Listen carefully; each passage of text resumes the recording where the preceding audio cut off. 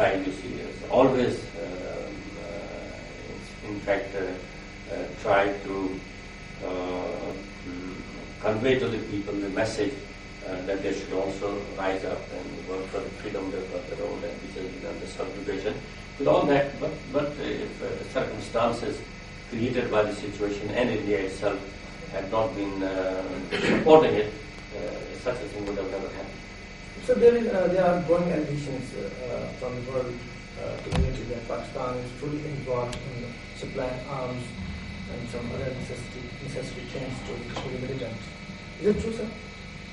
You see, supply of arms is yes, supply of arms is an allegation, I know, but the circumstances themselves would contradict a thing like this. Arms might have floated down into Kashmir through the Pakistan territory or through the territory of Azad Kashmir.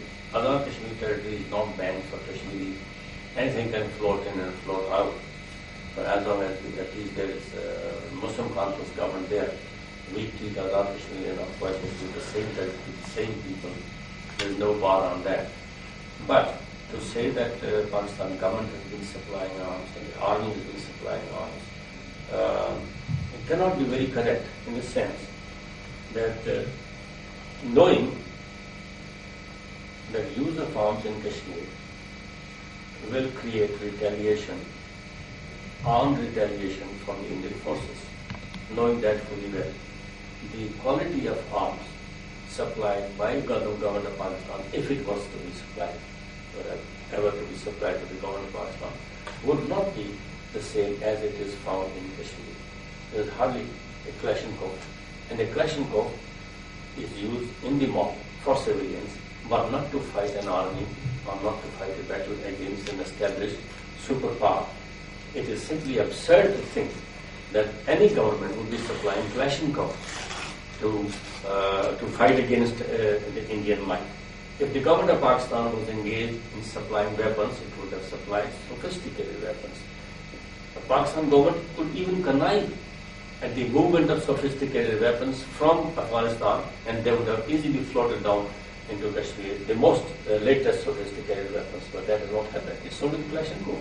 And it is absurd, simply stupid on the part of the people who say that the government of Pakistan is supplying Kalashnikov to Kashmiris to get them killed. Kalashnikov is inviting suicide. Kalashnikov is no weapon to fight an army.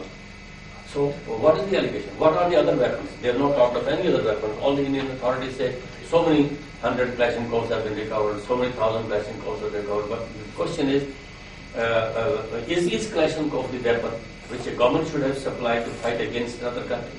And a country like India, a strong country like India. These weapons have certainly floated down from Afghanistan, from all over the world, even from Pakistan, local people in Pakistan itself. So this allegation is absolutely absurd. So, and India, in order to hide its own crimes and its own criminal attitude in Kashmir, is trying to blame Pakistan for all that. Sir, the Indian army has captured a lot, many, in a huge quantity. They say they have captured. We do not know whether it is. And rocket launchers and some other sophisticated weapons. No, they're not. Some stray weapons are reported to have been captured. But the question is, where were they manufactured, and who sent them inside? Were they manufactured by Pakistan? For example, the Kalashnikovs, as I said, the Kalashnikovs which have been recovered, said to have been recovered, are of the Egyptian making, are of Chinese making, are of French making, are of Russian making, most of them. So how can one say that it is the government of Pakistan who is supplying all these weapons of different makes all over the world? Now these makes have been used in Afghanistan, all of them. So I don't agree with what the Indian authorities say. And what is your assessment of the present situation? I mean, how long it could persist? Well, the situation has the capacity to continue for quite some time. Perhaps it will take the struggle to a very decisive phase. and the Indian dream of finally curbing the movement will not come true.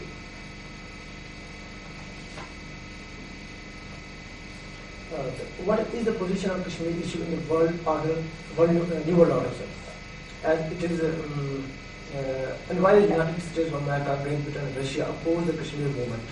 Would you analyze why the major world powers term the liberation struggle as terrorism and a fundamentalist uprising? You see, when we talk of new world order, so far what I have seen and what I thought from the very first day is that there is a new world disorder, but there's hardly any order anywhere. I think nobody has been able to even give a framework of the new world order. To my knowledge, there is no framework of new world order at all. What is happening today is leading towards disorder all over the world. That by itself is a very great challenge. And in this disorder, if the people, whosoever they are, if they play their role well and they manage things in a better order, in a better way, they will be the people who will be winners ultimately. So this order in a way is a dangerous thing, but it has a good also, that in this disorder, if somebody tries to create an order, he might succeed in doing so. The second part of your question, why these big powers? The big powers are obsessed. The Western big powers are obsessed with the idea of an Islamic resurgence. So they're trying to putting down any possibility of Islamic resurgence anywhere. And they think that the major threat of Islamic resurgence is brewing up from Pakistan, India, in the region here. Therefore, they try to support India. This is one element. The second element is who believe that India is disintegrating, and they want to stop disintegration of India. In order to stop disintegration, they have to lend their economic and military support to India, and also put a curb on Pakistan so that the Pakistan does not pose any danger to India. In the sense that according to the wise people in India, many wise people in India, or the security people, they think that if Pakistan stays viable and strong, then India automatically disintegrates. That is the strategy which they have been following in trying to convince the world around. Hello. हाँ नहीं बस उनको कहें कि मैं उनसे बात करना चाहता हूँ, मुझे रिंग कर और 4 बजे का. So for all these reasons put together, and then thirdly, Americans perhaps want to use India as a proxy in the Gulf.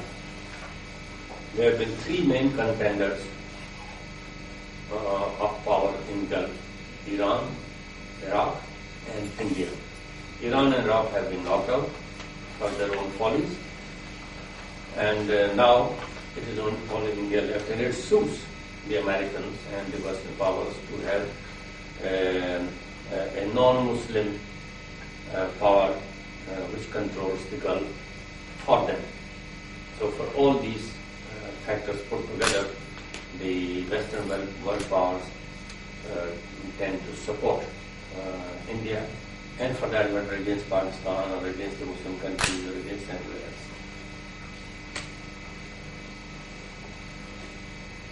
So this part of your question needs a very detailed study. What I have said is only very brief and a summary of what I could have said just now. But this needs to be studied in all its economic, defense, and political aspects. Whether this is true or not, what I am saying. whether the circumstances and the evidence, practical evidence in the world supports substantiates my contention or not. That needs to be studied very thoroughly. And I'm absolutely convinced of what I'm saying. What I'm saying is not just offhand, but I have been deeply involved in this. I see practical moves toward that direction. And if something is not done to stop it, then perhaps the world is going to face another disaster. So my next question relates to the Pakistan's policy on Kashmir issue. Pakistan policy on Kashmir is basically the same as it was at the very beginning. Yes. But each government uses its own methods and ways to, in different situations, to achieve the desired end. Yes, that's At present, most of the world's powers, even Islamic countries, are not supporting Pakistan on the issue. Do you think it is a result of the diplomatic failure of Islamabad? no. It's certainly not the diplomatic failure, but you see, the policies of a government derive their strength from the strength of the country, not of the framework of policies, or not of the phraseology which is used in policy making, but it is the strength of the country which supports a policy abroad. The country's strength after Ziaul Haq has not improved. On the other hand, Pakistan as a country has come under unprecedented pressures from abroad. So it makes it very difficult for any policy, whether it is at home or abroad, to succeed. Together with it, particularly in this situation where the politicians of this country itself show no interest in the stability of the country, on the other hand, their activities lead to sort of destabilization of the country. On one hand, there is pressure from outside. On the other hand, there is no stabilizing political force inside.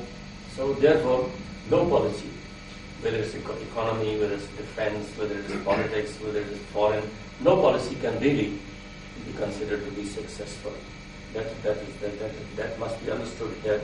It's not a question of foreign failure of the foreign office or failure of somebody else. The policy makers have been doing it very well.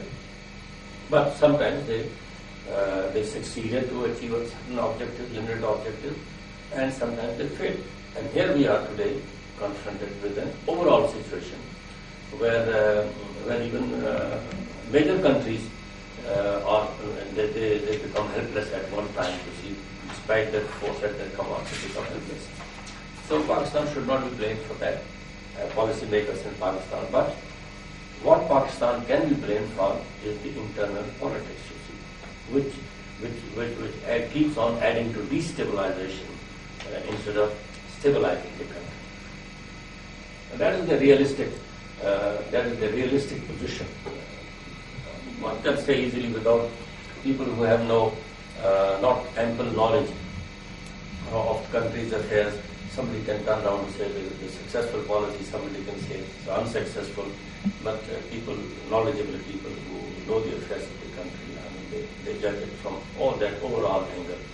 But knowing as I do in the mind of the policymakers and what the policymakers have been doing, I can say that in the present circumstances, nothing better could have been achieved. It is often said that Kashmir is a base camp It is, of course. of the liberation movement. What sort of help or assistance is being providing to the people of Indian-controlled Kashmir? You see, we have considered, we have always considered Azad Kashmir as the base camp, because that is why it is retained as Azad Kashmir. Otherwise, it would have become a part of Pakistan, a province of Pakistan, or something else. But the fact that it has retained its character, present character, is suggestive of the same thing, that it is a base camp for liberation of the rest of the Jammu and Kashmir state, and its ultimate decision to join Pakistan. So far, what we have tried to do is to refuse to surrender to Indian pressure of finally doing away with the Kashmir issue. And it has taken us colossal intellectual, moral and political exercise to do that. It was not an easy task against India. It would have been accomplished. Besides that, we have been mobilizing, we've been working to mobilize the opinion inside the country and outside the country on the ideological basis and on the basis of the requirements of the projection of the issue inside and outside the country. That we have been doing quite successfully. I can't say that everything has been